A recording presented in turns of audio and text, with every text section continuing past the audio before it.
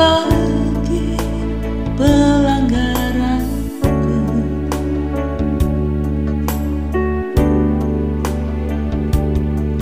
Jauh ke dalam tubir laut kau melemparkan dosaku. Tiada kau perhitungkan kesalahanku.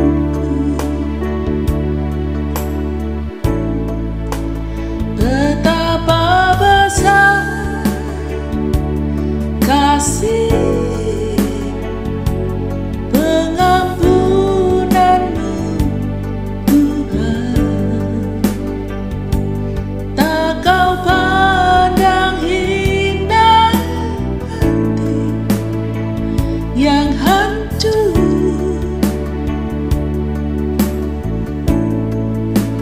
Ku berterima kasih kepadamu ya Tuhan. Pengampunan yang kau beri pulihkanku.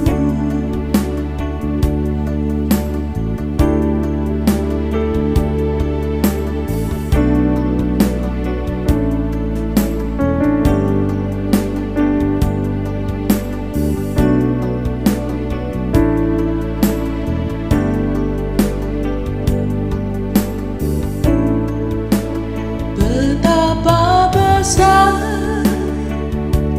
kasih pengampunanmu, Tuhan. Tak kau pandang hina hati yang hancur.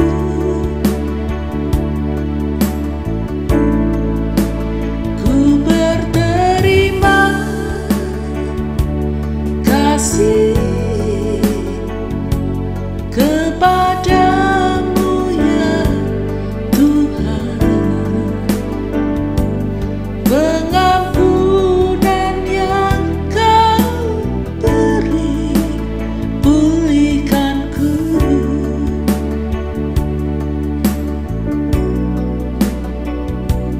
Pengampunan yang kau beri pulihkanku.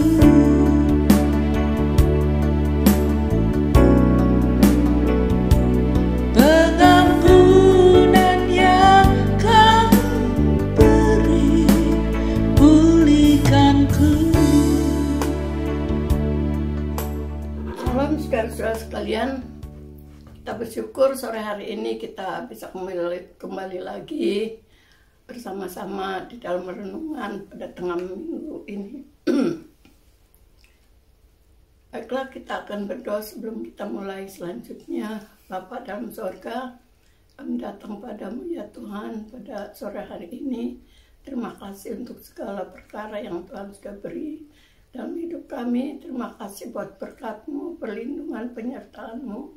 Sekali lagi Tuhan, kami mohon Tuhan bukakan hati kami sehingga kami dapat mengerti mengenai firman-Mu yang akan kami dengar sebentar. Terima kasih Bapa, urapan-Mu atas hamba-Mu supaya firman-Mu boleh menjadi berkat bagi kami semua.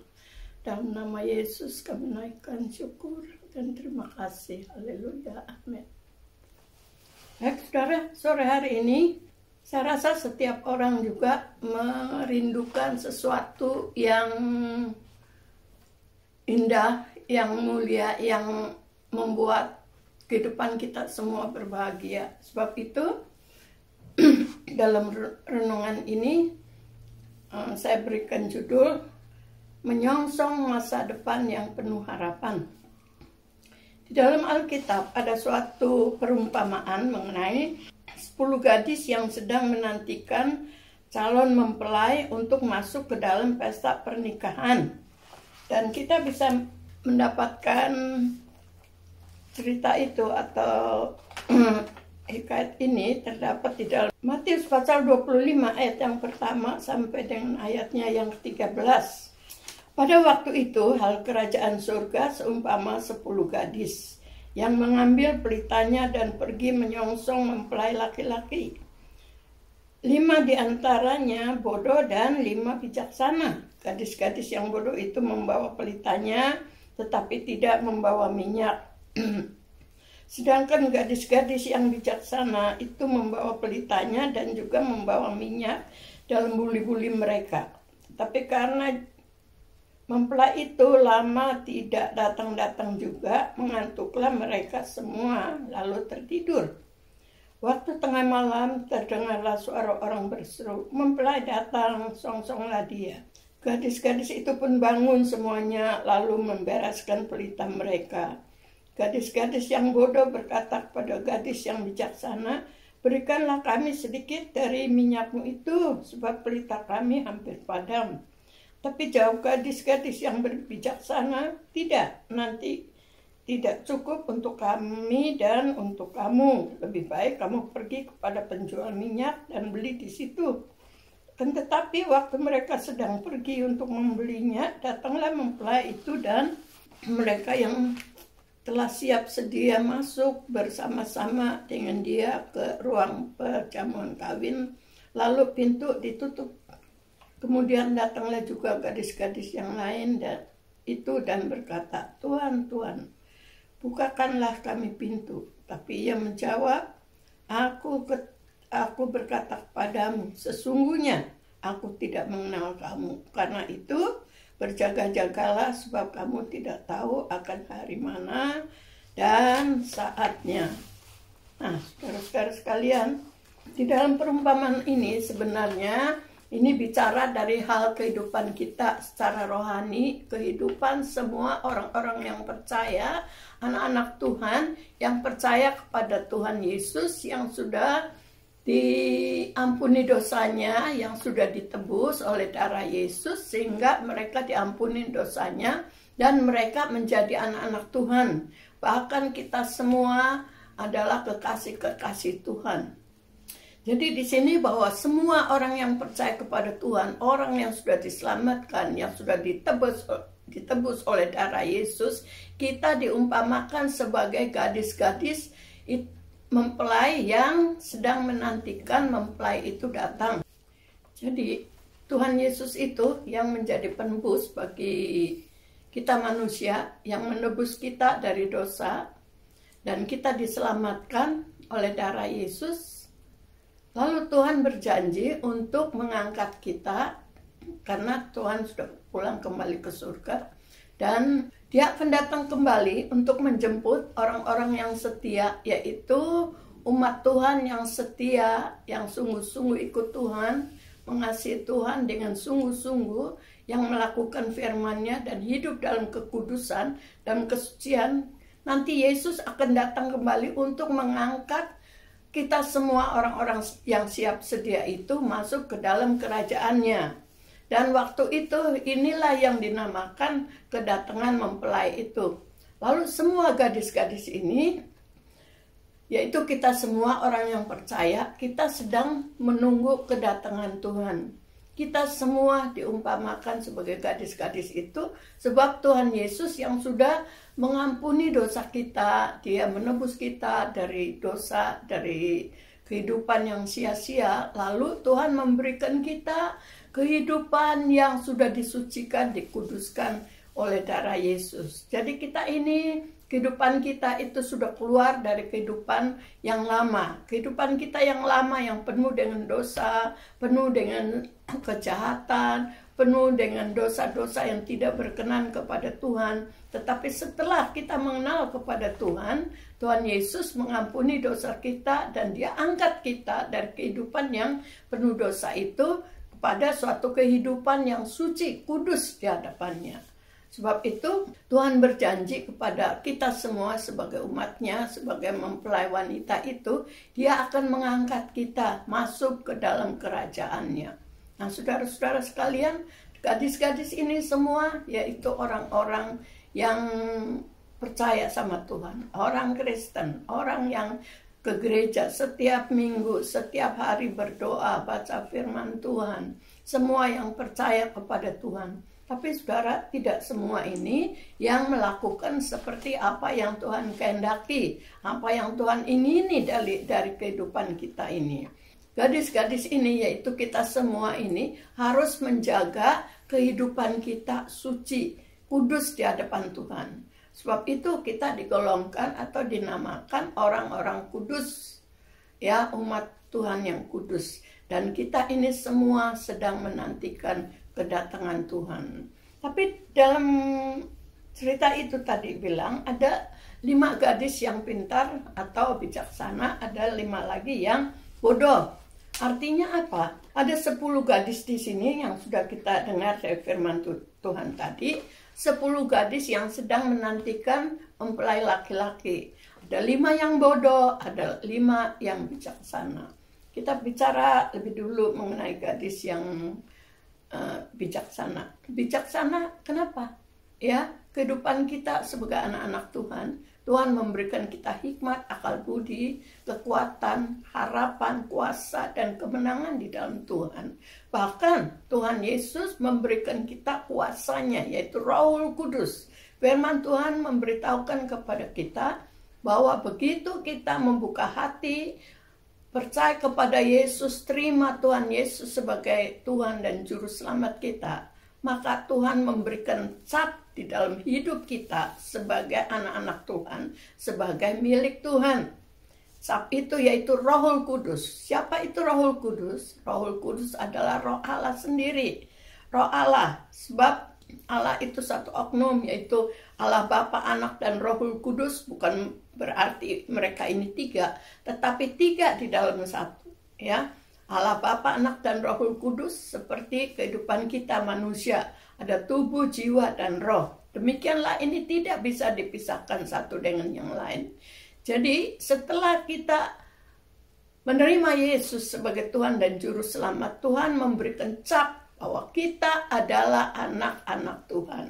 Roh Kudus itu, Roh Allah itu yang membantu setiap anak-anak Tuhan. Orang-orang yang setia pada Tuhan, yang percaya Tuhan, untuk menolong mereka di dalam kehidupan sehari-hari. Saudara sekalian, kita melihat, kita perhatikan bahwa hari-hari ini jalannya begitu cepat, liwat dengan cepat sekali. Semua manusia bisa merasakan bahwa hari-hari ini adalah hari-hari yang lewat begitu cepat. Memang itu benar. Karena Tuhan berkata, jikalau waktu tidak dipersingkat, maka banyak anak-anak Tuhan, orang percaya sekalipun, mereka akan gugur imannya. Kenapa, saudara? Karena pada waktu-waktu ini, dunia ini sangat jahat keadaannya. Secara rohani, dunia ini makin hari makin gelap oleh karena dosa, oleh karena kejahatan, oleh karena kekerasan, dan itu sangat meningkat sekali. Saudara, ini diakibatkan oleh karena kuasa kegelapan, roh iblis itu yang merajalela. Nah, saudara-saudara sekalian, kita lihat ini bahwa 5 gadis yang bijaksana ini, mereka mempunyai Roh Allah yang ada di dalam hatinya, dan mereka sungguh-sungguh memeliharakan hubungan mereka dengan Tuhan, sehingga kehidupan mereka dijaga. Sungguh-sungguh mereka hidup di dalam kebenaran. Mereka punya hati yang taat dan takut akan Tuhan, dan Tuhan melalui Roh Kudusnya membimbing, memimpin mereka untuk selalu jalan di dalam jalan yang benar. Nah, saudara, inilah yang dinamakan gadis-gadis yang bijaksana. Selalu ada hubungan dengan Tuhan melalui firman-Nya yang dibaca, yang tiap hari mereka baca, mereka renungkan, mereka berdoa, mereka banyak berkomunikasi dengan Tuhan. Dan gadis-gadis ini semua merupakan kekasih-kekasih Tuhan. Kita semua orang-orang yang percaya pada Tuhan adalah kekasih Tuhan. Sebab Allah itu sungguh mengasihi kita. Jadi inilah 5 gadis yang bijaksana. Tapi bagaimana dengan gadis yang bodoh? Gadis yang bodoh itu mereka hidup, memang mereka percaya Tuhan. Mereka sudah diampuni dosanya. Tapi sayangnya mereka itu tidak memelihara kehidupan mereka. Kalau dulu mereka hidup tidak mengindahkan Tuhan, mereka hidup sembarangan, mereka hidup sesuka hatinya. Setelah mereka percaya sama Tuhan, akhirnya kembali lagi kepada kehidupan yang lama.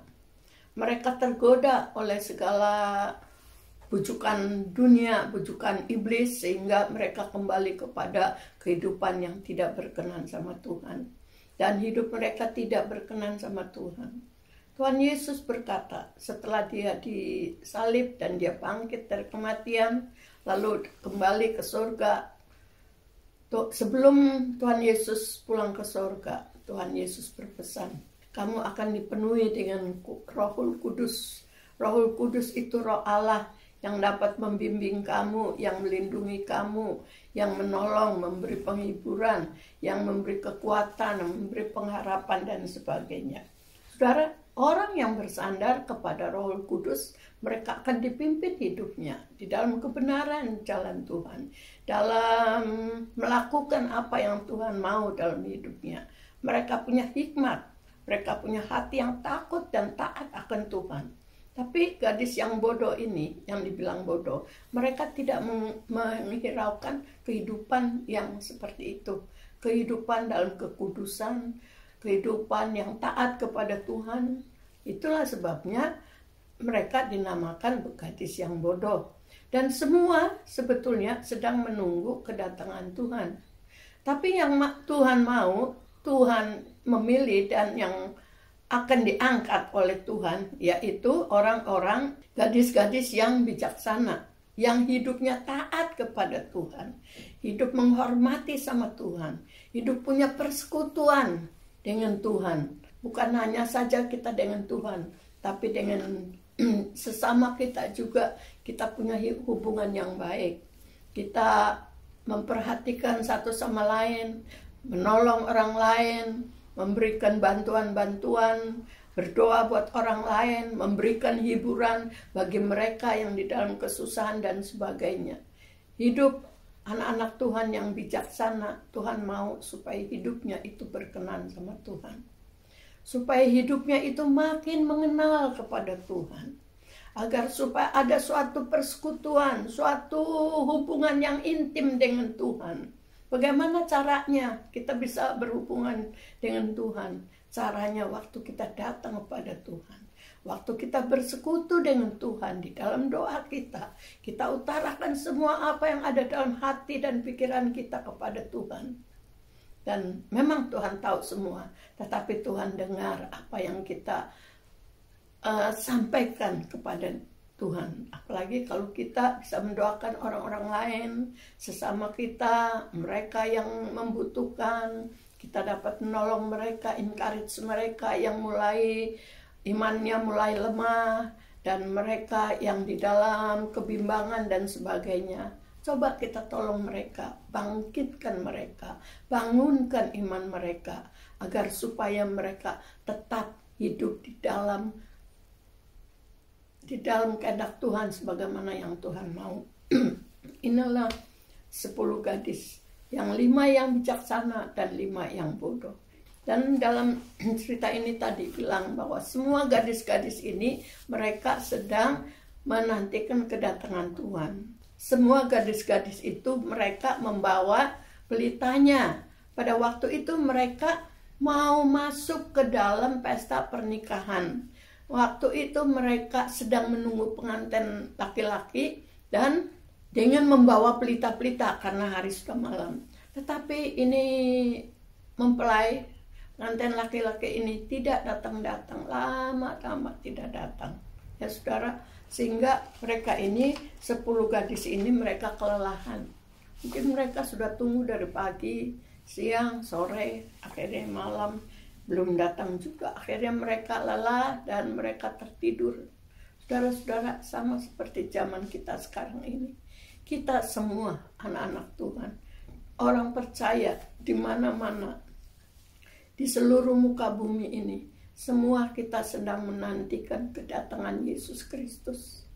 Tetapi saudara, hari makin lama makin jahat keadaan dunia ini. Makin gelap keadaannya. Dan iblis kerja dengan luar biasa. Iblis mau membunuh iman anak-anak Tuhan. Iblis mau merebut segala iman-iman percaya, orang-orang yang percaya pengikut Yesus, yaitu anak-anak Tuhan. Dan banyak gangguan, banyak godaan melalui tekanan-tekanan hidup, melalui pergaulan dan sebagainya, sehingga banyak iman orang percaya yang sudah mulai tawar dan jadi gugur. Tapi Tuhan bilang kita harus tetap siap sedia. Kita harus berjaga-jaga. Sementara Yesus hampir datang, harus mempunyai itu lampu supaya tetap menyala. Jangan sampai kita tinggal di dalam kegelapan. Sebab kalau kita hidup di dalam kegelapan atau kita ada di dalam ruangan kegelapan, kita tidak tahu ada sesuatu yang salah atau sesuatu yang mengganggu atau mengacaukan. Tapi orang-orang yang hidup dekat sama Tuhan, anak-anak gadis yang setia, yang bijaksana, mereka punya hubungan dengan Tuhan. Roh Kudus menerangi hati mereka. Roh Kudus membimbing hidup mereka, sehingga mereka hidup di dalam pimpinan Tuhan. Nah, saudara sekalian, lalu pada tengah malam tiba-tiba ada seruan, pengantin datang, mempelai datang, songsonglah dia. Semua gadis-gadis bangun. Setelah mereka bangun, mereka coba membereskan pelitanya. Tapi sayangnya, 5 gadis yang bijaksana ini, mereka melihat lampu mereka bercahaya terang, karena minyaknya itu selalu diisi. Tapi gadis yang bodoh, mereka tidak mempunyai persediaan untuk mengisi lampunya dengan minyak itu. Sebab itu saudara, ini dinamakan gadis itu bodoh, mereka tidak mempunyai persiapan. Saudara, secara rohani, banyak anak-anak Tuhan, mereka tidak mempunyai persiapan di dalam lampu hidup kerohanian mereka. Minyak ini diumpamakan sebagai Roh Kudus. Roh Kudus yang menolong kehidupan anak-anak Tuhan, kehidupan kita semua, supaya hidup kita, lampu hidup kita selalu menyala, yaitu Roh Kudus selalu hidup dekat dengan kita, selalu mengisi hati kita dengan kekuatan baru, dengan kuasanya, dengan kehadirannya dalam hidup kita, dengan peringatan-peringatan bimbingannya dalam hidup kita setiap hari. Saudara, kalau kita tidak mempunyai hubungan dengan Tuhan, dengan Roh Kudus, maka hidup kita seperti hidup berjalan sendiri tanpa ada yang pimpin. Sebagai orang Kristen, sebagai anak Tuhan, kita sangat memerlukan itu bimbingan Tuhan. Kita amat memerlukan itu kuasa Roh Kudus, sebab itu kuasa adalah kuasa Allah sendiri. Kalau kuasa itu ada di dalam kita, Dia yang akan memimpin, Dia yang akan menguasai hidup kita, membawa hidup kita kepada jalan-jalan yang benar dan berkenan kepada Tuhan. Sebab itu saudara, setelah mempelai ini tiba, datang malam-malam, ada seruan, song-song, pengantin itu datang. Mempelai datang. Waktu gadis-gadis ini semua membereskan lampunya, tiba-tiba ini yang 5 yang bodoh datang kepada yang bijaksana. Mereka minta supaya dikasih minyak ya. Saudara, orang tidak mempunyai persiapan kehidupan secara rohani, mereka kehidupannya lama-lama makin hari makin jauh dari Tuhan, dan akhirnya mereka akan padam imannya, kerohaniannya akan surut, kerohaniannya akan jauh, dan mereka tidak merasakan lagi kehadiran Tuhan. Inilah sebabnya Tuhan mau agar supaya Tuhan kita menjaga kehidupan kita, agar supaya selalu penuh dengan kuasa Tuhan, kuasa Roh Kudus yang membangkitkan iman kita, kuasa Roh Kudus yang menolong kita supaya kita tetap bernyala-nyala, berapi-api di dalam hidup kita, kerohanian kita panas di dalam Dia. Kalau kita berbuat dosa, kita tidak mengerti, kita tidak sadar, itu Roh Kudus yang mengingatkan kita agar supaya kita membereskan semua. Dan pada akhirnya gadis yang bodoh ini pergi, mereka mencari minyak, Dan 5 gadis yang pandai ini, mereka masuk ke dalam pesta pernikahan, lalu pintu tertutup. Nah, saudara-saudara sekalian, firman Tuhan bilang apa? Berjaga-jagalah karena kamu tidak tahu kapan harinya atau waktunya Tuhan Yesus akan datang. Kita semua adalah pengantin-pengantin surga. Kita adalah mempelai-mempelai Kristus. Dan Tuhan mau agar supaya kita selalu siap sedia. Hati kita selalu siap sedia. Baik siang atau malam, atau dimanapun kita berada, hati kita tetap berhubungan dengan Tuhan. Biar hati kita tetap fokus kepada Tuhan. Saudara, kalau hati kita dekat sama Tuhan, saya percaya Roh Kudus yang ada di dalam hati kita, Dia memimpin hidup kita, sehingga Tuhan memberikan kita hati yang bijaksana, hati yang taat, hati yang takut kepada Tuhan. Dan kita tahu kehendak Tuhan yang benar, kita ikuti jalan itu. Yang penting yaitu supaya hidup kita, hati kita punya hati yang taat dan takut akan Tuhan. Kalau kita punya hati yang takut akan Tuhan, kalau ada iblis yang coba mulai menipu kita, menyerang kita, mengakali kita, maka Roh Kudus akan memberikan peringatan kepada kita. Dan setelah kita tahu, lebih baik kita sadar dan kita datang kepada Tuhan, mendekatkan hati kita kepada Tuhan, mohon pengampunan daripada Tuhan, supaya hati kita dikuduskan dan disucikan kembali.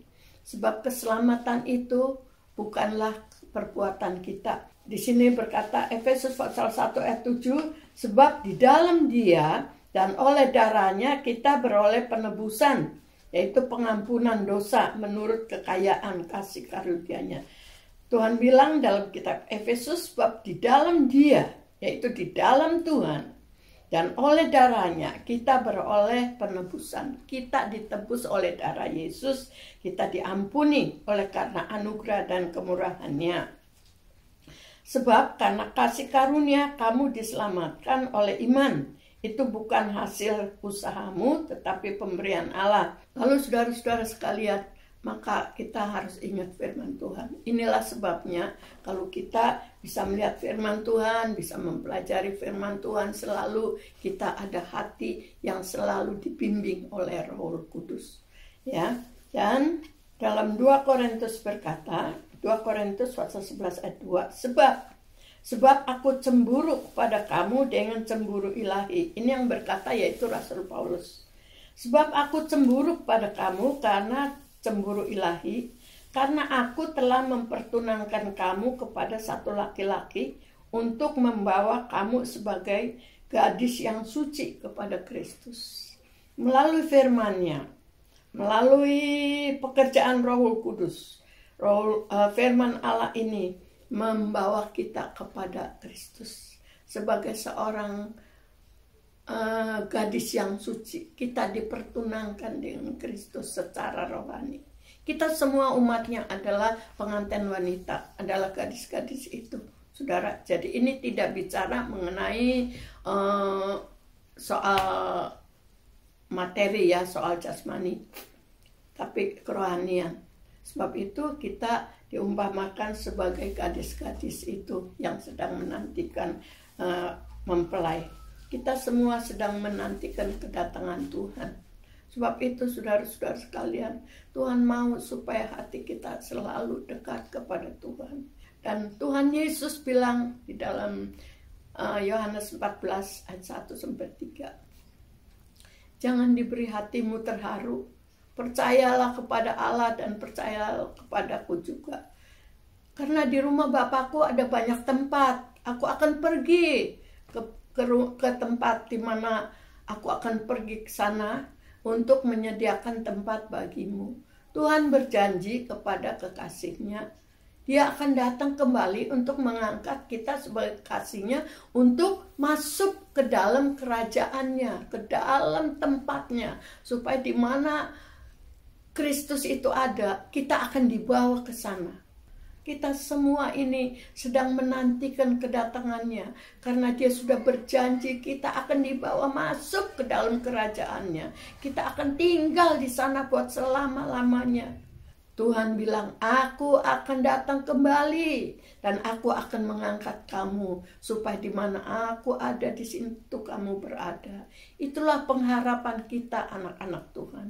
Yesus akan datang kembali. Dia akan datang dengan sungguh-sungguh, dia pasti datang.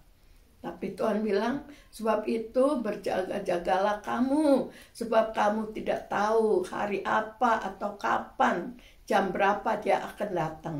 Tapi supaya kita siap sedia, supaya waktu Yesus datang kembali, kita sudah siap sedia untuk masuk bersama-sama dalam kerajaannya. Ya, sebab itu saudara, waktu Yesus datang kembali, dia akan mengangkat kita semua orang yang percaya.